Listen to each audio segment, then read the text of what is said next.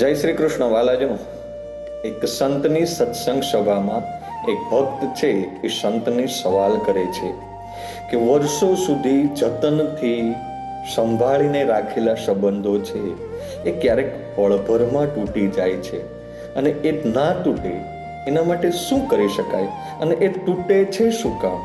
એટલે સંતે ખૂબ સરસ જવાબ આપ્યો કે વર્ષો સુધી જતન કરીને સંભાળેલા સંબંધો છે ને એને એક પળમાં જો તોડી નાખતું વાવાઝોડું હોય ને તો એ છે અહંકાર અને ગુસ્સો. આ વાવાઝોડું છે ને એ ગમે તેવા મજબૂત સંબંધોને પણ પળભરમાં તોડી નાખવાની ક્ષમતા ધરાવે છે.